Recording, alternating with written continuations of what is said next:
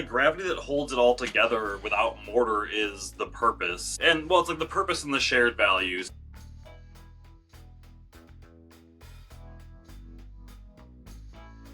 Every company says our people are our greatest asset. And then they build a funnel to pour those people through. Marketing calls it a conversion funnel. HR calls it a talent pipeline. Somewhere, there's a PowerPoint slide showing stick figures tumbling through stages like it's a polite meat grinder for ambition. Look, I get it. We love frameworks. They make chaos feel productive. But at some point, we started optimizing humanity out of the system. And that's where today's guest comes in.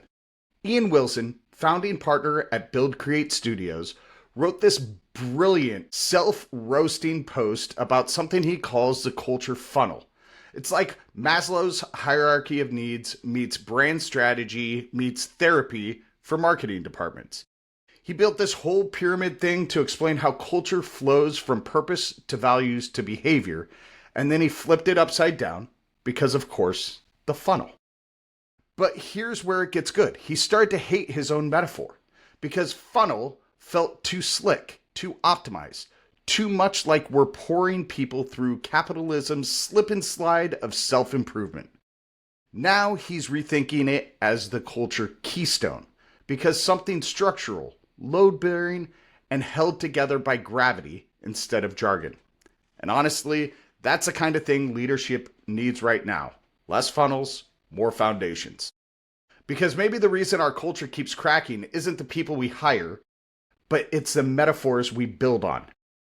Ian Wilson is here. Let's talk about how to make work human. Ian, welcome to Work But Make It Human. How are you doing today, man? Been awesome, thank you. That was a sick intro. Thanks, man. I worked really hard on that this weekend. I was like, wait, it's not a funnel anymore. Then you were like, no, I got that. And I was like, oh, wait. Yep. You made it better. We love it. Awesome. All right, Ian. So in that post, you described the culture funnel like it just showed up while you were trying to write a blog, and then you wrestled with it for like a year. Let's start there. What problem were you actually trying to solve when this thing started like taking form? The practical thing that brought it into fruition was a blog post. It was we just done this research project, basically interviewing leadership and marketing folks at industrial manufacturing companies to just look at like what are the mindsets in marketing. What's their relationship internally, externally with like agencies? What are their buying motivations and stuff? And so I was tasked with writing a series of blog posts on that, or I tasked myself with that, and I got through. The first few are easy. You're like, yep.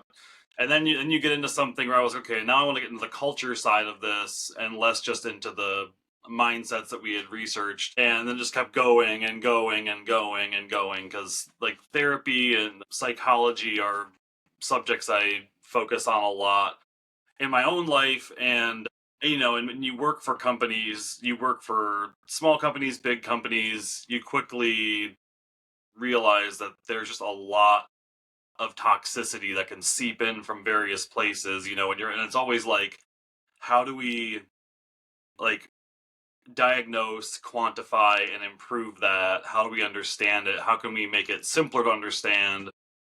And then also, I think that people are more likely to engage with something that is work related, and then maybe that comes home with them versus being like, dude, you need therapy.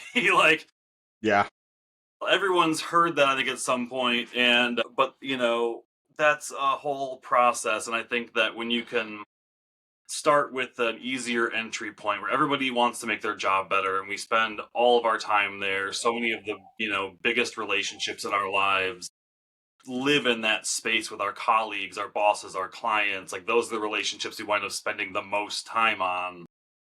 It just made sense to keep digging into that.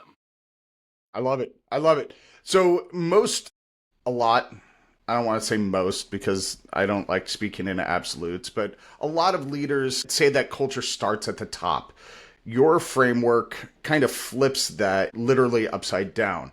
So what changes when we start seeing culture as something that flows outward instead of downward? I think like that statement, culture starts at the top is really interesting because on one hand, yes, it's up to leadership to guide and nurture it, and so it's required that the people at the top be on board with it, but really your culture lives or dies down where people are really living the job and talking to clients and working with each other and working between departments. And so it's really about when it's flowing up and flowing out in that way, it's about looking at like how can we diagnose these things, which is like we're getting into behaviors, and then working our way down to figure out like what are the root problems that we have that we can address. And those things are like the where we get in like purpose and values, and attitudes are kind of sandwiched in the middle. And that's kind of where it like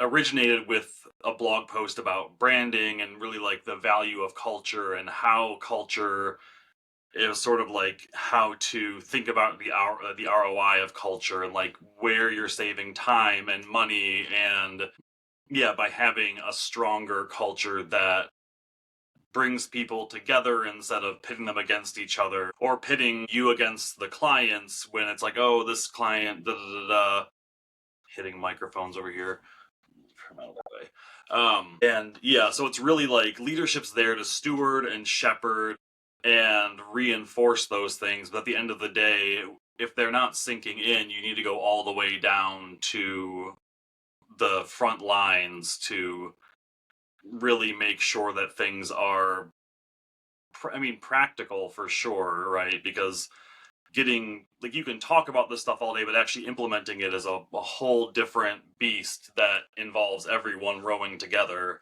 and that can be really really hard. Yeah, absolutely. And I love how much you pull from Maslow's hierarchy, right? The purpose, the values, the attitudes, the behaviors. If you looked at a company, or if a company looked at itself, let's make it inward looking and more reflective. If a company looked at itself through that lens, through that stack of Maslow's hierarchy, what do you think would most of them would find sitting at the bottom? And conversely, what's supposed to be there? Mm. Well, I think what they'd still find the same thing. They'd still find their purpose and values down there, but they'd be like, imagine you're in like it's kind of like that slasher film school boiler room where like back that you go into the school basement, you walk down, you take a few winding corridors like Nightmare on Elm Street style, you find the boiler room, and then like there's a corner there with like a cot and some posters, and that's where like the motivational posters and the purpose and the values are is down there. No one's really thought about it for a while. One guy did once, he was crazy, they committed him to an asylum. Like, and they just get lost down there, and no one really cares. And so it's, I think those things are down there, but they become a dark perversion of what they're supposed to be because they were not backed up by leadership or not practical or just plain silly or too vague to be actionable or meaningful to anyone. Yeah. Yeah, I agree. We definitely have to build on that to be where culture takes a lot more intention than I think people look at, right? But then you've got that funnely or that funnel feeling. And you mentioned in this post, or joked, I guess is a better word, that funnels feels too markety when you were putting this culture funnel together, right? And I said capitalism slip and slide. Everybody listening, that wasn't Ian's work, that was mine. Where you see that mindset show up most in businesses right now, and what does it cost us when we treat people like conversion metrics? Yeah, I think that, the capitalist slip and slide for sure. That's a great analogy for a funnel. And I'm sure if I had more time to think about it, I could find the ways in which that's darkly true, right? With like the meat grinder at the bottom or whatever, the meat grinder of ambition. Yeah. That was also great. That was great. Um, yeah, you want a slick, catchy solution that promises to fix all of your problems without you having to look up from your desk. Without having to look at yourself, without having to do uncomfortable things. I think that most frameworks, in a lot of ways, And like I said, starting out, that's also what I'm trying to do, right? Is like having a conversation about like what's going on personally with you is harder than like what's going on at work, right? And it's the same thing. You do want to make a slip and slide. You want it to feel fun and engaging, and you want to make it feel a little bit lighter and more doable. I think a lot of the time those things miss the mark in that they're, in order to be sellable, they have to operate in the world of superlatives and generalizations and things that are easy, and these things aren't at all easy. When I was going down this rabbit hole with this, it grew into a whole suite of things, and one of them was a whole track about courage, because courage is the antidote to all of this, because it takes courage to define things and stand by them, and it takes courage to change those things if you change your mind or the evidence doesn't support it.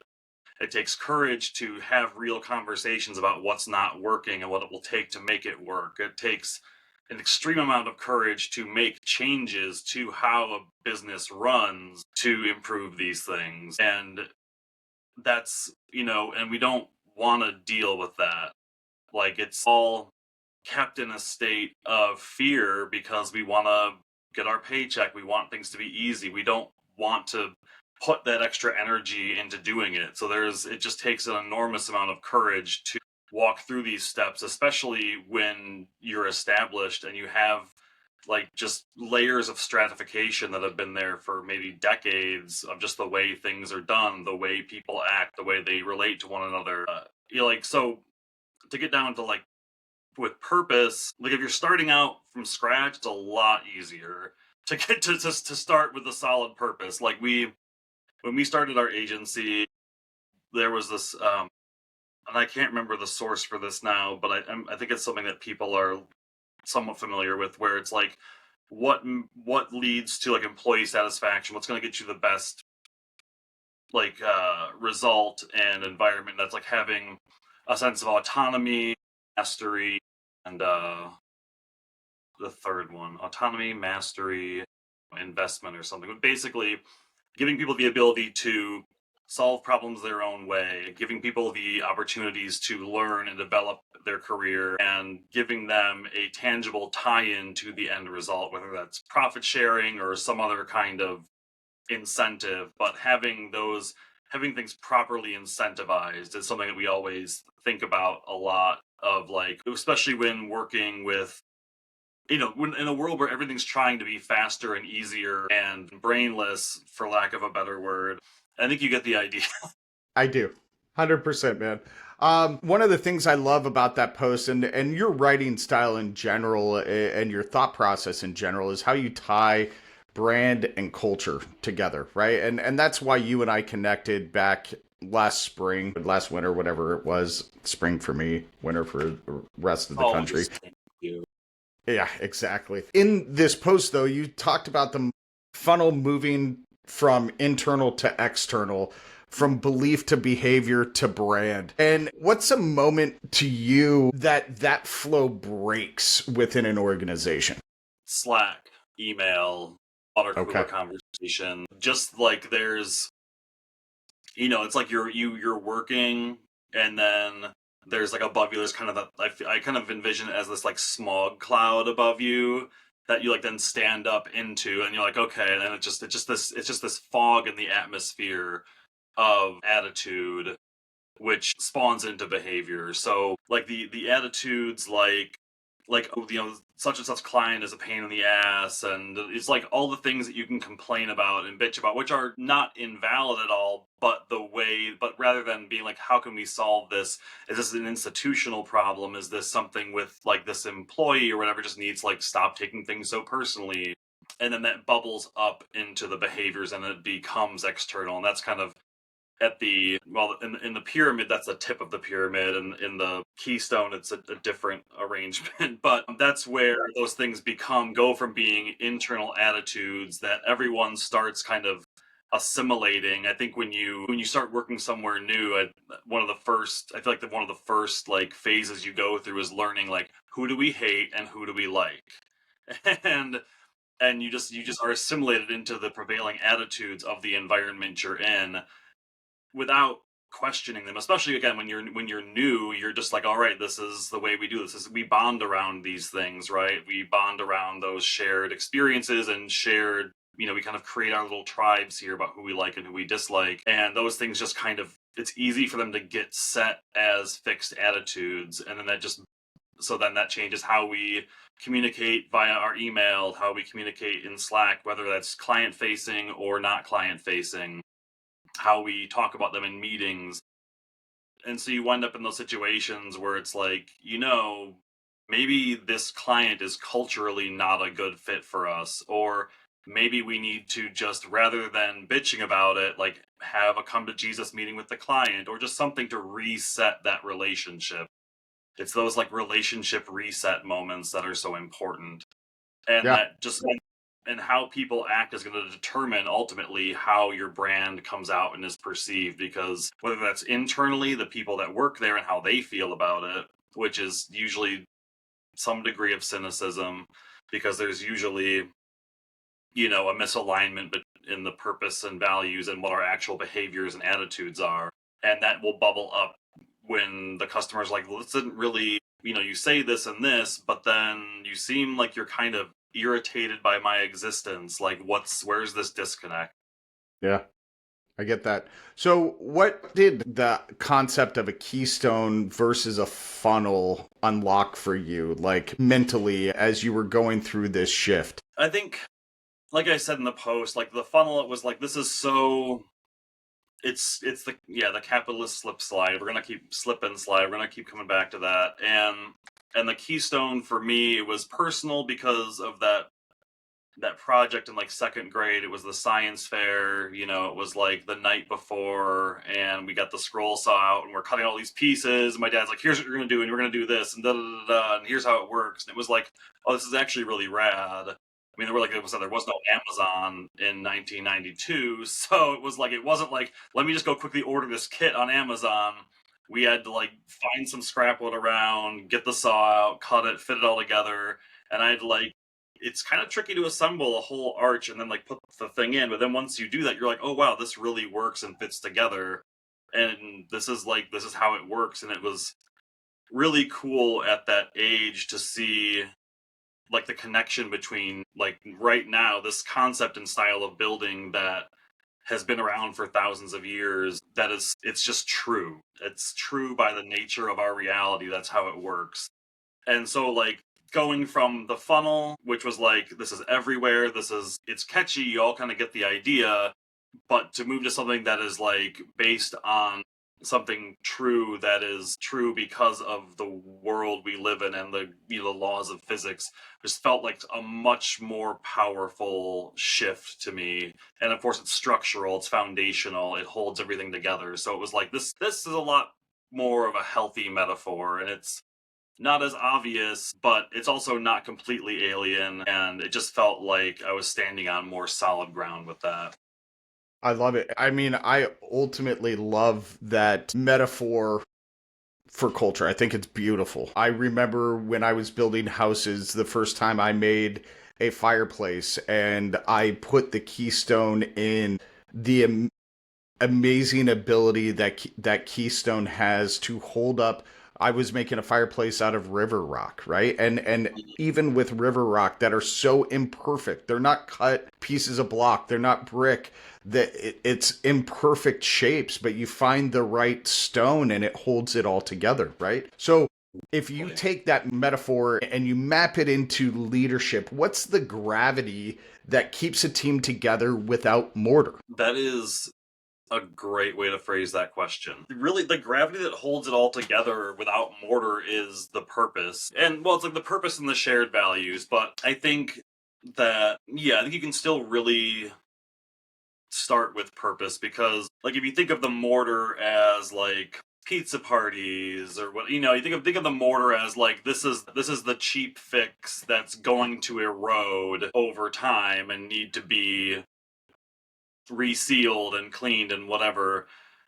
Now, what's going to hold things together without that is a shared sense of purpose. And, like I think I mentioned in manufacturing connector, the company where like their purpose was to create abundance for their employees. And something like everybody can get behind that, right? And maybe for something more engineering focused, it's like we're going to design the best whatever it is we design, or we're going to advance technology in some way. Something that is aspirational but still feels like where you feel like I'm part of something that's bigger than myself, but also like ties into how you personally feel about engaging with the world. Like you like making things, you like making things better, you like trying new things and experimenting. It taps into the curiosity. Creating abundance for our employees taps into community and family and just a shared wealth. It's like it takes a village, right? And then the values just really feed off of that. So then your values are going to be like, how do we live and do business? How is this purpose going to show up? And that's going to be how you select your clients, how you select your team members, but also like how you treat them.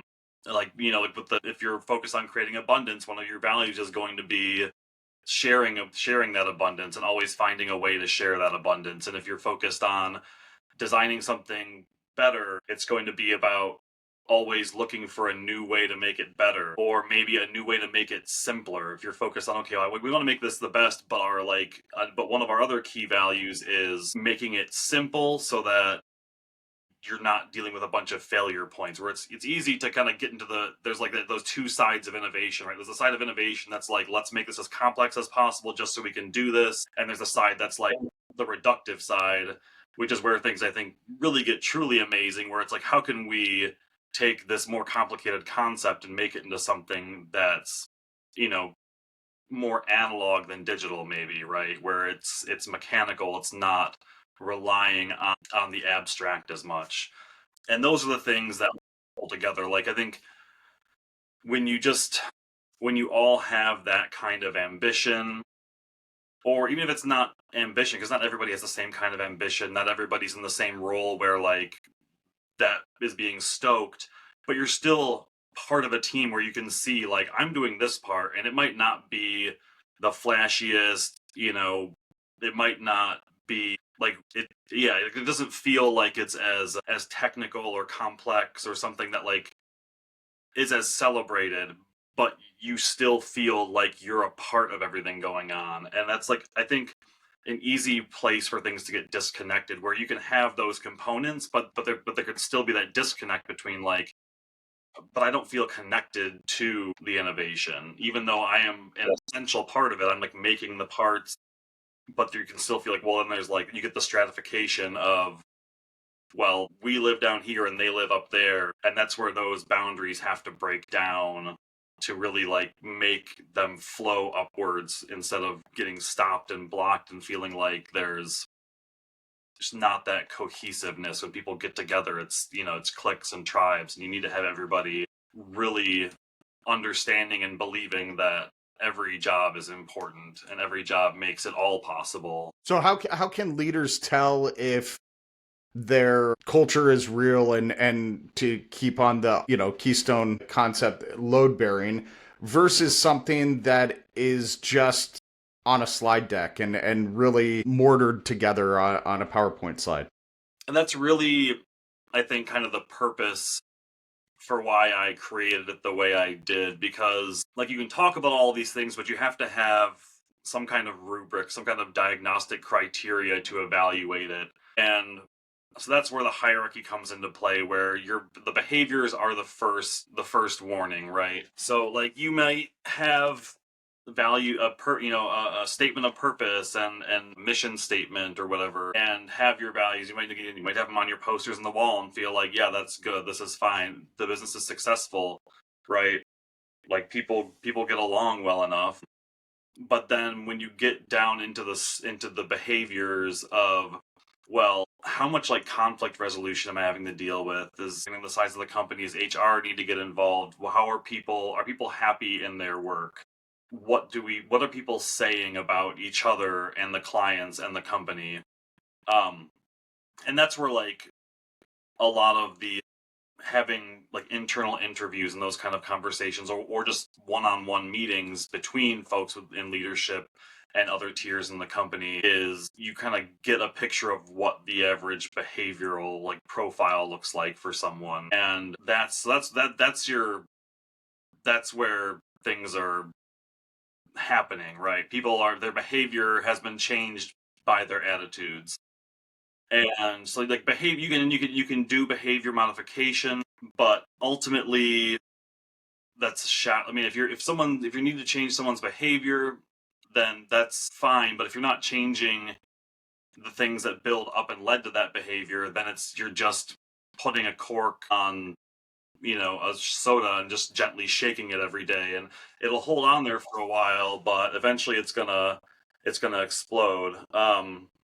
Or make a tornado like we did in school. And so that's where you have to go and look back and say, like, people clearly don't feel connected by purpose. They don't feel like we're living our values in a way that is real and makes sense to them. And that's leading to these attitudes, these negative attitudes towards each other or the clients. Just that feeling of not being appreciated, I think, is a big one that comes through. Like, I think that connection and appreciation are really tied to one another.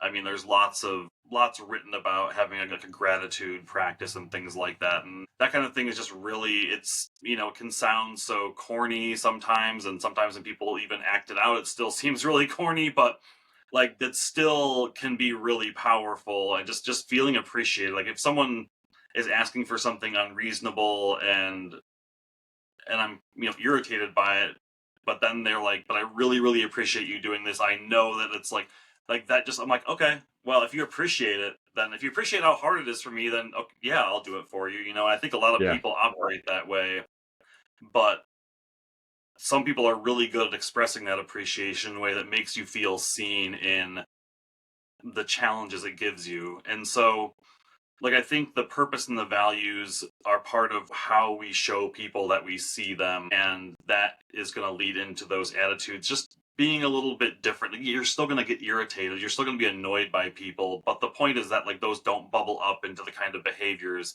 that cause problems in communication and client relationships and like interdepartmental relationships. So as a leader, it's your job to, when you see those behaviors and those come to you, looking deeper than just, oh, we need to address this behavior. No, we need to look at the attitudes that have been building that led to this behavior, and then where those attitudes came from and how those don't represent us, and just look at like, okay, well, where are we actually at and where do we actually want to be, and it's trying to mend that mortar. Yeah, I get that. So if I'm understanding, the concept that you're outlining here, the funnel pushes and the keystone holds. Mm, And so what is one thing that leaders should stop pushing right now, and what's one thing they need to start holding up? I think that is I love that question. Really good question today. Thanks, man. I think that you can stop pushing entirely and hold things in a way that people are going to reach on their own. I'm trying to think of like scenarios where like I'm trying to think from a devil's advocate perspective, like, okay, well, we need to push for this sales goal, or we need to push for this deadline, or we need to push for this, this level of like reducing our rejected parts or what have you. And again, like I think when you're pushing, or you're just trying to stop, you're just trying to put the lid back on that can, right? You're just trying to stop something that you're trying to avoid. And I think that anyone who's had kids knows that the more you push, the more resistance you meet until you have an immovable object and an unstoppable force locked in an eternal struggle for dominance. Like, I think that that's like, and it might take a long time for it to get to that point where you're truly deadlocked, but you're just heading towards deadlock if all you're doing is pushing. Holding up means creating a foundation where people are able to stand on your shoulders and reach higher because of that. And you have to give them a reason to want to reach for it, right? And that's where the autonomy and the sense of identity and the sense of connection, you're reaching because we have a shared goal. We want our next, profit sharing distribution to be baller. We want to get this stuff done because that's going to upgrade life for all of us. We need to get this done because we want to lift up each other as team members or connect in some way. But it's those that sense of community that you're kind of holding up there as that keystone, where when people don't feel connected to each other or connected to their work or feel like their identity in their work or in their like company community matters to them, then all you can do is push, Yeah. and pushing is just not gonna cut it. Yeah. Um, so you and I have both worked with a lot of companies who either culture consciously or unconsciously recognize that they need to fix their culture, right? Mm. In your experience, what's one time that that knowledge of them knowing they needed to fix their culture didn't work, where the people internally just weren't ready to intentionally fix that culture? You don't Yeah, have to that name is. names, but if you have an example, that'd be awesome. Yeah, that's definitely the biggest problem. I think that the tragedy is not that leadership is unable to identify the problem and the need to change, it's an inability to act on it. And I think that that comes from, again, like, they're like, how do I get started with this? The state of identity and connection and purpose within the organization is already so wishy washy that they're like, how can I build a castle on the sand? It's just going to wash into the sea every time, right? Like, you're really building these sand castles. Yeah, in my experience, leadership maybe better than half the time, like they know, but again, they want a funnel, they want to slip and slide. I mean, everybody wants a slip and slide, I'm not gonna say no to a slip and slide. uh but I wouldn't, even at 46, I still wouldn't say no to a slip and slide. oh, there was this huge slip and slide at one of my daughter's friends' birthday parties like 10 years ago. It was like this huge hill, and it was amazing because the kind where you go off the end of it and you just keep like sliding into the grass, and you're like, oh, this hurts, but it's so much fun. You got to measure that pain fun scale, right? Yeah, yeah. What's fun without just a little bit of pain? Otherwise, did you pay enough for it?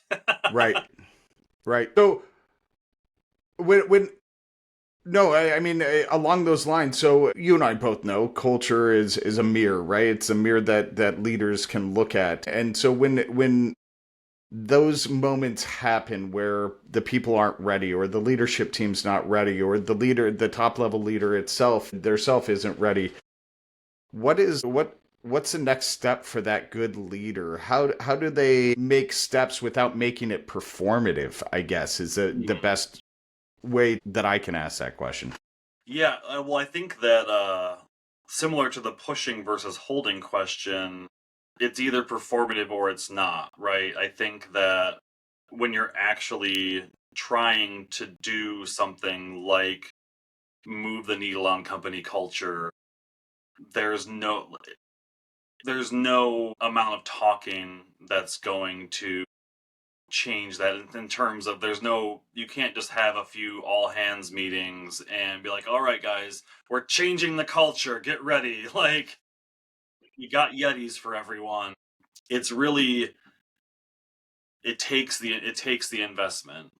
It takes investing in, if not an outside consultant or an outside perspective, if you have the right kind of people in like in HR or other like high level employee management role that people trust, which I still think external is better because it just makes them feel a lot safer, right? No matter what, you're gonna bitch a lot more honestly with someone who's you're not gonna see after that day, right? Yeah. Um, but I think like having those anonymous interviews. I mean, the person interviewing knows the person's name and everything, but like the results, are all tabulated and compiled anonymously. I think having that is, I don't see how you can do it without that as really a starting point to just get the real temperature of the situation. And I think it's, anything else is performative. Like, even talking about, we've had some issues and we recognize that we have issues with culture. And so we're going to be, I think even having that speech just feels like you're being talked to by the principal at school, and you're like, dude, you don't care. Right. You serve the institution like the CEO serves the board or the bottom line. It's more like the meeting starts with, all right, we need to change how we're doing things. These people will be calling to set up interviews with you guys, like more to follow. And it's not even about it's not about creating an opaque process. It's about not over explaining, I think. Because like people know what's up, and the more you try to explain to them the problems that are occurring in their day-to-day life and not in yours, the more they're like, you don't get it. Even if what you're saying is accurate, I think because of the stratification that has no doubt taken place, it's just not going to be believable. And 100%. so it starts with getting the temperature of things and then changing from the leadership on down from there. Like they have to see a change in the way leadership handles things. They have to see things happening in order to believe that it's going to change. And the hardest part, depending on where you're at in the organization, is getting buy-in from other leadership. If this is, if you're coming to this, if you're like the marketing guy and you're like, I think we have these issues because we're always butting heads with sales and sales is butting heads with supply chain, like you have to get leadership to buy in, and there's always going to be entrenched toxic employees that maybe are the source of a lot of animosity, but they've also been there like 15 years and they have so much institutional knowledge that you're like, we can't do anything about this. And those people, I think, can feel really unreachable because they're really solid in their position and generally very stubborn people because that's how they got where they are, Right. right? Because ultimately they're also solving a lot of problems. They solve as many as they create, and that's why they're able to like get this fortified position. But I think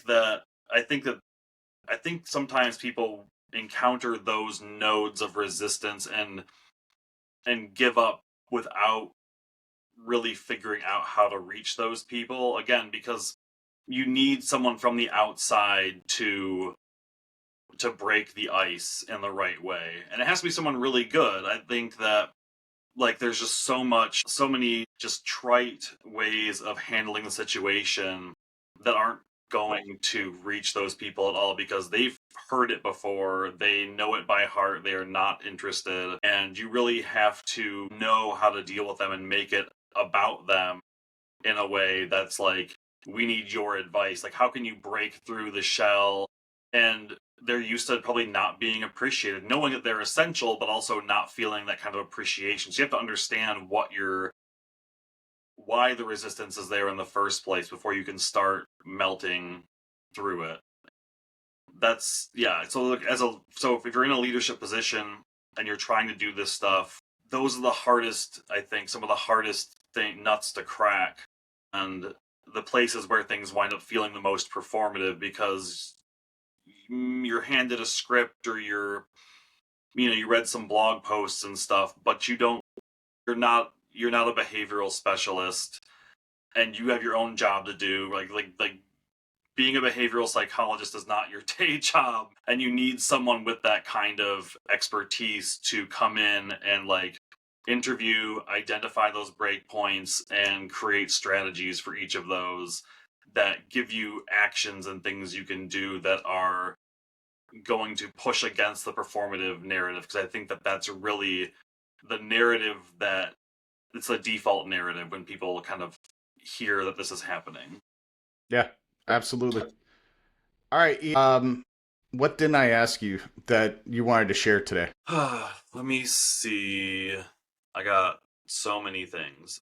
I think that I think that one thing, and we touched on courage, and I think that that's something that I want to circle back on that a little bit, just for people listening and hearing this stuff. And it is hard, and it does take courage from everyone involved. Change is either explicitly or implicitly saying that what has happening before wasn't working, and that feels like a judgment on ourselves. And a lot of us have toxic shame rooted in how we see ourselves, and that makes change really, really hard because it feels like we're passing judgment on ourselves or somebody else is passing judgment on us. Even the simplest change can feel bad in that way and unsafe. So just bear that in mind, right? Is that there's an implied judgment there that you have to break through and be really honest about. And that's, I think, where you're as a leader able to use vulnerability to connect with people in ways that you were never able to do before, where you can really take ownership for some of those things. And that's where you can maybe crack the performative narrative with vulnerability and reach some of those people. The other area that I wanted to touch on was just like the ROI of culture and how cultural change, it's not fluff. It's not, we just want everyone to get along. Why am I investing in making everybody get along? Didn't we learn that in school? Like, it's Right. strategic. It's connecting the dots between, these attitudes and behaviors and how that's affecting, like how that messes with communication by creating friction, reduces collaboration, reduces, or it can impact how our customers view us and how they feel about the communication, because that stuff gets transmitted in meetings and emails subconsciously or not. There could be missed deadlines, lost deals, and the biggest thing is employee churn, as people like are more and more needing these reliable, skilled employees. And if you have a machine that is just an ambition meat grinder, those people are going to find someone where their ambition isn't going to be ground up into ground beef and fed to us in pink goo. So, like, that's a big thing that comes up when we, working in manufacturing and stuff, because it's like they typically have all these deals and connections and stuff. Like, they have a whole existing network of places to get money from. And what they don't necessarily have is an existing network of places to get people to do the work to get the money from. Yeah. And that's where the branding and the culture and even the marketing stuff comes in, with making you look appealing to the quality and the specific skills and talents of the people you need. So it's really like understanding the impact and what that costs. And sometimes, like, even with clients, if you have a toxic client, it's like, yeah, they pay, they do the work, or I mean, hopefully if they don't pay, then you shouldn't have them anyway. But you can look at just how much time they take, both the work and the stress and the friction and compromising of values, and how that all, it's not hard to look at, like, how many meetings did we have to try and solve a problem with a client that should never have been a problem, because this is just the way business is done. When you have someone that's like, well, I need you to do it this way, like, well, that's not what we do. And that's where you have to draw that line, where people at all levels of the company can see that you value their time and their expertise and their ambition by giving them work that, with people that also value that. Yeah. And it's, by showing that you value it, it shows that you're seeing them and valuing their identity within the company and as professionals, and making that identity something that means something. Because you can be like, I'm really good at this, I'm the best at what I do, but then if you're always being tasked to work on projects for people that don't appreciate it, you're like, but what good does that do me? Like, why should I keep putting in this much effort when no matter what I do, even if it's great, even if internally the culture is great, if there's still this external toxicity we let in, like, who am I doing this for? And could I be doing it for someone better? And I think it's just creating that totally 360 environment of being able to be satisfied with what you do. And that's a big piece of being able to have, like, work-life balance. Even if you're not working late, if you're stressing about it, that's a huge issue. And work-life balance is a huge talking Yep. point for employees. So I think those are the last little points, I think, that. I love it. I love it. Well, thank you, Ian. I appreciate your time today. Folks, we talk about culture like it's something to build, but half the time, and maybe more than half after listening to Ian today, it's really something that we need to hold. And that's what I've taken from today's conversation, that funnels move people and keystones hold weight.